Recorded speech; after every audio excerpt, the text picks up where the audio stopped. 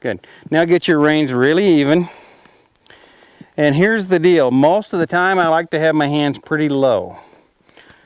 So what we'll do is, if you wanted to shorten the reins a little bit, you're going to take this and this, and you can have rein management. That's pretty good. But now you can look down through there and see that this rein is longer than this one. So what I'm going to do is loosen your grip, but don't move your grip. Just loosen it. Just start like this with your thumbs under. Good. Now slowly close your fingers. Good. Slowly. And they're loose. So you have a soft contact. And now you can make it a little bit wider, but keep your thumbs under. Just a little bit wider. Good.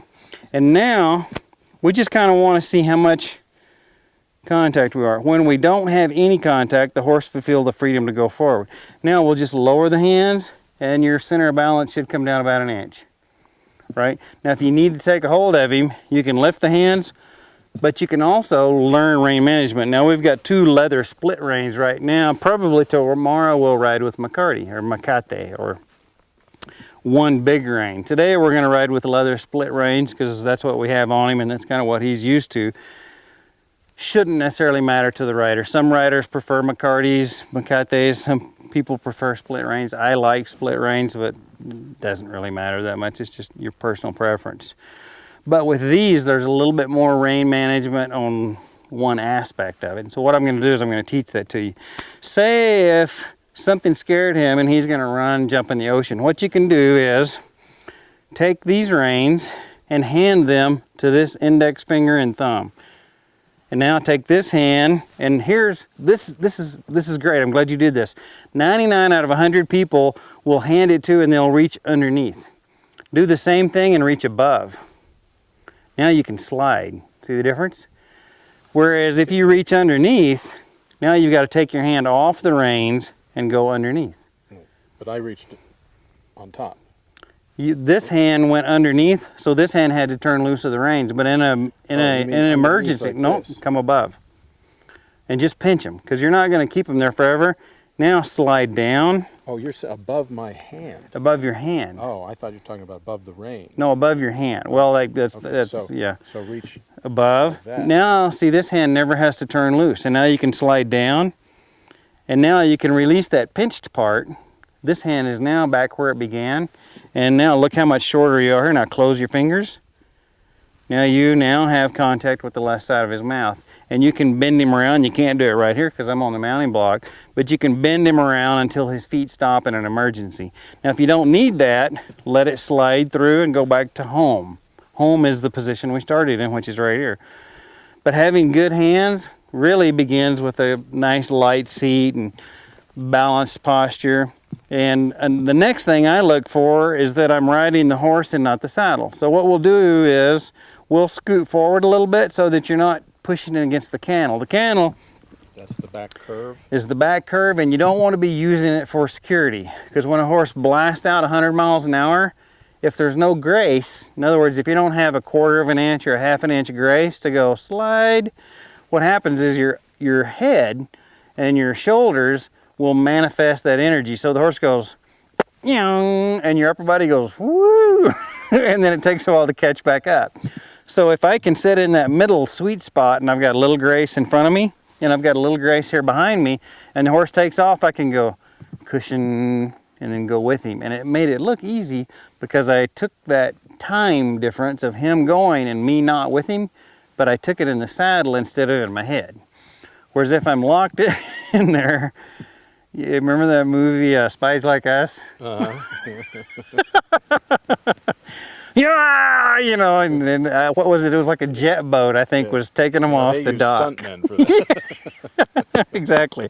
And we don't have a stuntman today. We have real life. So what we want to do is sit right in the middle of the saddle. So when he stops, we've got a little grace here in front of us, and we can slide, and then our upper body has a chance to compensate. Or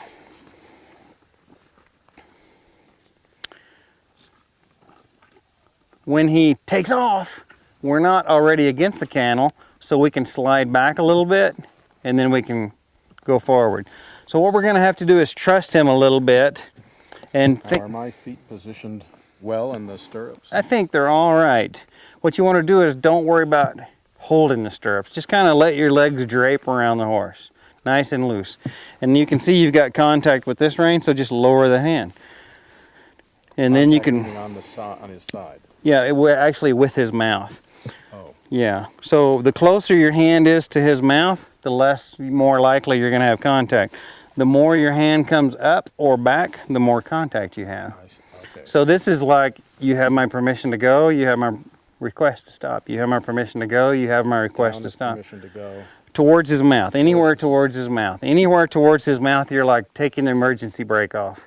Anywhere towards your body, you're like engaging the emergency brake. If your reins are adjusted improperly and we're going and you feel him picking up speed and he's heading to the ocean a little bit quicker, and you kind of pull back on the reins and set down and you change your weight and you drop your heels kind of towards the earth and you take your legs off and he doesn't stop, there is another thing that you can do to help him. So you'll take these index and thumb and reach over and just keep it just like that. Take these fingers, cup them around the front, keep the thumb behind. So what you're going to do now, this hand is going to become a pulley, and this is going to be someone on the end of a long rope. So now this is a pulley, but it needs to get all the reins like this. And you can go ahead and turn loose of that because you want to cup behind. Now you have like this, and the pulley is your hand, but it's got to be loose. It's got to be like this. So this right hand is tight. Yep, because your right hand's going to go zoop, but your left hand is going to stay right here in front of the horn. Now he already knows what's going to happen. You're going to pull straight back on him because if these fingers are all loose, just like that, and you go straight up, and you keep going, that's going to have serious contact on his mouth. And this hand can go as high as it'll reach, but he can't stand that much pressure. He's going to have to stop. So in an emergency, that's what you can do. But before we get to that point, nope, you got to have both reins, remember, because you're going to stop. This is an emergency. We're going to stop the whole horse. And now pull this up, slide this down, down, down, down, down, down, up, up, up, up, up, down, down. Now you gave up 2 fingers right here. Yes. Yeah, because this is a pulley. Now, see, this is somebody, they're going, trying to get that bale of hay up into the loft, right? But the pulley is doing all the work. So we'll try it one more time, just so you know. Good, good, and then slide it up. And now just slowly, because it's a lot of pressure on him, take this hand and bring it back, and he's going to start to back up. Bring it back, back, back, back, back, back, back, more. Good, and this hand's coming up, and he backs up, now release. See how that works? Good. Because what we had to do is you had to convince him. We've been standing here, and he's like, school's out. And you're like, okay, now school's in. So here's the aids for riding. Where you look, and when you look, let your whole body look. Now, since you're just kind of learning a horse, you kind of do want to have an eye on your horse. Lift your hand straight up and just say, you need to go ahead and bring your head back up. And then when his head comes up, pay him, which means you go back to home base. And then ask him to bring his head back up, and then good, now pay him. Good. And pay him always means release. Release, exactly. Okay. And I'll see if that bit, I'm going to shorten that bit one hole. See, it's been so long since anybody's been on him, he's a little rusty. So, here's the aids for riding. When you look, let your whole body look, but don't be technically correct and be looking where you want to go and unaware of what your horse is doing. So ultimately where we want to get to is have a soft focus on your horse and have an intent that you want to ride to point A. So what I do is I'll admit I look at my horse technically more than I should, but I know that I've got my body lined up where I want to go. So I'll put my sternum on that twig, and my sternum and the rest of my body will ride towards that stick. And then I'm going to be going, what are you doing down there? Are you correct? So somebody could see me and say, well, you know, he's a trainer. He's always looking at his horse. But you know what? From here down, I've laid the line that I want to ride, and my horse is following my intent. And so what I'll do is I'll disassociate my head for a moment to see what my horse is doing and see how correct he is, so that I can have that biofeedback to see if I need to correct a little something. And if I need to correct a little something, I've got the visual biofeedback. Then I can say, oh, I need a little of this, a little of that. So that's what you'll see us trainers doing a lot, is we'll say, don't look down there, don't look at your horse, and then we get on the horse and we look at the horse, you know. So when I am moving, if I wanted to go to his near side, Yep. to your left. to my left, Yeah. and I move my Yep. sternum, I can Yep. feel my right leg putting pressure on his side. Yep. My left leg less pressure. Yes. Do I also move my Yes. the reins against his neck here, and pull them a little away? Yeah, because he knows that maneuver. You know, a young horse wouldn't. So what you would do is you'd come with a direct rein, supporting rein. You'd open your direct leg, come with your supporting leg. And here's the order I do it in. I think it, I look it with my whole body. I shift my weight. Now, very seldom will my weight go like this. My weight normally is either corkscrewing, diagonal right, diagonal left, straight forward, straight back, or towards the earth. Towards the earth obviously is, back is, let's back a little bit, or I'm going forward real fast and I want to stop real quick. I can think back in the middle of going forward. Or I want to go to the left, I look to the left. I want to go to the right, I want to look to the right. But what I don't do with my weight is the Leaning Tower of Pisa. Now, when he shifts here, now I can feel the apex of this saddle tilting to my left. Unfortunately, we caused that when we got on, but we're going to go ahead and ride through it, and then we'll come back, dismount, start from scratch, put the saddle back on straight, and Just scoot a little. shift your weight. If the saddle's 5 degrees over here, and you feel that's kind of uncomfortable, move your spinal cord in your seat 5 degrees to the other side of the middle of the saddle. So then the saddle will be like this. Here's true north. I'm going to have you sit right here.